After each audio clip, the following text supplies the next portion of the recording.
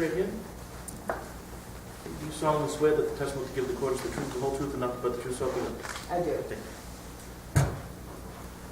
Would you please state your name and address for the record? Joyce Johnson. I live in Falmouth, Mass. 82 Lakeview Avenue. Just up the street from my place. Yes. And how old are you? I'm 81. And how long have you lived in Falmouth? Since the early 70s. And are you now employed? No, I'm not employed. What have you done prior?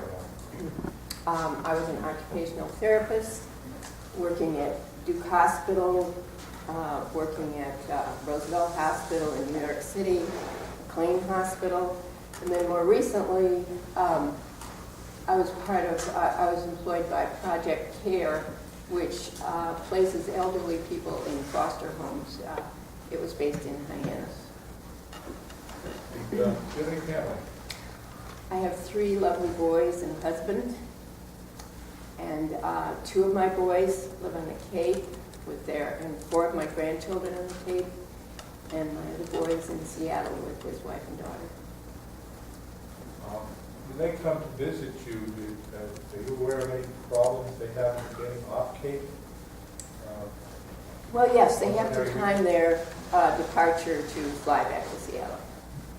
They have to drive off the Cape to get to the Yes. airport. Yes, And they have to leave early. have you observed what the traffic is like around the bridges that leave the Cape? Yes, I'm very aware of that.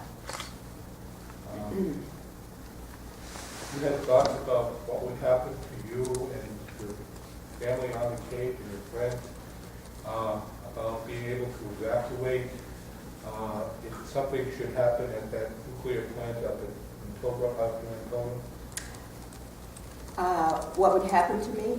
Have you thoughts, concerns about that? Yeah, I have concerns about that, and I think it's very likely to happen that there could be. I'm going to stop you right there. She does have concerns. Why don't As a hypothetical, if something should happen, you are concerned, and what concerns are those? Well, there could be a meltdown, the nuclear No, I power. mean, what concerns would you have about you and your family and your neighbors? Well, I feel like we would lose our home on the Cape, and life there forever would be changed. I really feel that way. What concerns do you have about not being able to get off the Cape to escape downwind radiation?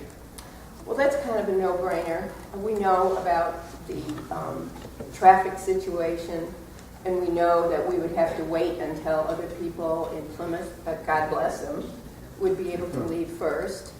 And that's okay, but we wouldn't have a chance. Is that acceptable to you? No. Now, you've heard Lambert testify about how our state government cannot, under federal law, make Entergy do anything or change anything or make with regard to evacuation plans. Did you hear that? Yes. And is that of concern to you? Yes. And that being of concern to you, are you concerned about that fact of itself as being an integral part of the danger that you have, that you're concerned about from should something happen at the nuclear plant? Would you say that again? I'm sorry, I tend to ask convoluted questions. Can you separate that concern about the apparent deafness of the Nuclear Regulatory Commission to our state officials from your concern about what would happen to you in the event of a nuclear accident at Pilgrim? Can you separate them? Well, I feel that those of us at the grass level, the grassroots, don't have very much to say about our safety and our health. And I feel that the corporations who have a lot of money and can influence Congress really have our lives at risk. And I really feel I feel that energy is playing Russian roulette with our lives, frankly. I really do. Can you think of anything else that you've heard from Ms. Lampert, Mr. Nord, Dr. Thompson, Dr. Clapp?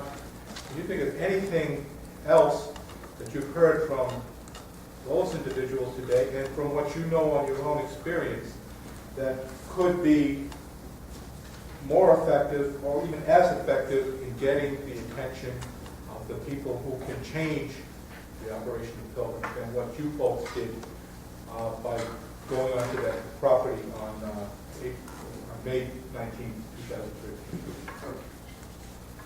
The objection. Once again, this goes to the ultimate issue.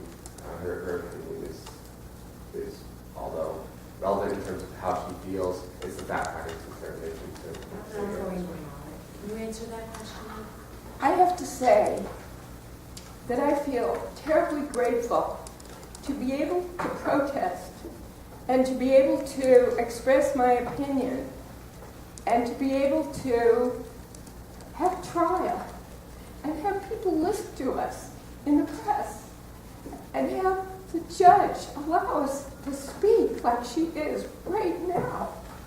I think this is terribly important. And it's what keeps me going, is the fact that in this country, we're still able to do this. And we better keep doing it, or we're going to lose our ability to do it. And I would like to offer what keeps me going. And I would like to read the quote, because I'll probably screw it up if I don't. You object to subject to this, You object? Why don't we hear it and then you can move to strike? How's that? This is on my refrigerator. Never doubt that a small group of thoughtful, committed citizens can change the world. Indeed, it's the only thing that ever has. And this is from Margaret Reed, an anthropologist, a woman with a big social conscience. And there are small groups like ours all over the country doing what we're doing. That's what keeps me going. Mrs. Johnson, is that why you believe it will be Hold on. effective? I have a motion to strike. I'm going to strike that testimony. Can I give it to the press? Later, you can. Please just, I know you have a lot to say. Mrs. Johnson. Good job getting it across, but we need to answer a question. Mrs. Johnson. In light of the strength of your belief of both the dangers of the nuclear plant to your health and safety and the co-equal danger of the lack of attention by the NRC to your concerns about that plant, do you believe what you did by going onto that property on May 19, 2013 would be effective in overcoming that inattention by the NRC? Well, we have to keep doing this sort of thing. And I believe it's really important. And that keeps me going. And I'm so grateful for all my brothers and sisters who've been doing this much longer than I have.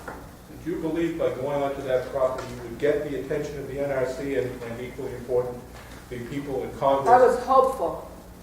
I was hopeful. And I'm thankful that I could do it. Was that your intent? To get the attention, yes, of Thank you. course. Okay, Mr. Killam? You were arrested on May 19, 2013 for trespassing on entry property. I was.